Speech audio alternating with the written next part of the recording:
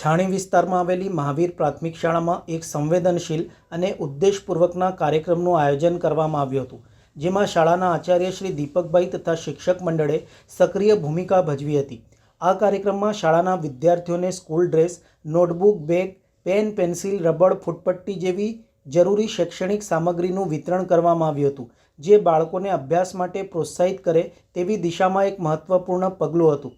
કાર્યક્રમની વિશેષતા એ રહી હતી કે માત્ર શૈક્ષણિક સામગ્રી જ નહીં, પરંતુ બાળકોને સમજ્યા કે શિક્ષણનો અર્થ માત્ર પુસ્તકમાં નથી, સંસ્કાર અને આત્મિક વિકાસ પણ એટલો જ મહત્ત્વનો છે. ગાયત્રી મંત્રના જાપ દ્વારા બાળકોમાં ભક્તિભાવ અને આંતરિક શક્તિના સંસ્કાર ઉદ્ભવવામાં પ્રયાસ કરાયો હતો. સાથે જ હેલ્થ અને હાઇજીન અંગે પણ સમજાવાયું હતું કે શુદ્ધ ભોજન ખાવું જોઈએ, શરીરને સ્વચ્છ રાખવું અને બજારના અહિતકારી ખાદ્ય પદાર્થોથી દૂર રહેવું કેટલું જરૂરી છે. કાર્યક્રમ દરમિયાન તાજેતરમાં પ્લેન ક્રેશ દુર્ઘટનામાં મૃત્યુ પામેલ વ્યક્તિઓ માટે તમામ વિદ્યાર્થીઓએ મૌન રાખી શ્રદ્ધાંજલિ અર્પણ કરી.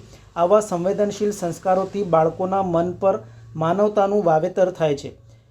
રૂક્ષ્મણીબેન, જેમણે પોતે દિવ્યાંગ હોવા છતાં ઊંડો સમાજ સેવાનો ભાવ છે, એ જણાવ્યું હતું કે તમામ દાતાઓના સહકારથી વિદ્યાર્થીઓ માટે આવી પ્રવૃત્તિઓ યોજાય છે.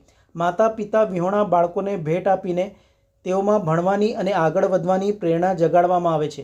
તેમણે ઉમેર્યું હતું કે બાળકો ભણે, આગળ વધે અને પરિવાર, સમાજ અને રાષ્ટ્રના વિકાસમાં યોગદાન આપે, એ જ અમારો સંકલ્પનો આધાર છે.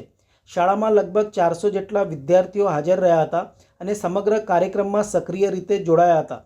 વરસાદી માહોલ અને પડતર પરિસ્થિતિઓ છતાં પણ કાર્યક્રમ ખૂબ જ સફળ અને ભાવનાત્મક રહ્યો હતો. આવા કાર્યક્રમો સમાજના હૃદયને સ્પર્શે છે અને સેવા એ જ ધર્મની ભાવનાને જીવંત કરે છે. શિક્ષણ સાથે સંસ્કારનો સંગમ ત્યારે શક્ય બને જ્યારે સંસ્થાઓ માત્ર પઠન પાઠનથી આગળ વધીને બાળકોના અંતર્મન સુધી પહોંચે. આવું પ્રેરણાદાયી કાર્ય સમાજમાં માનવતાનું બીજ રોપે છે.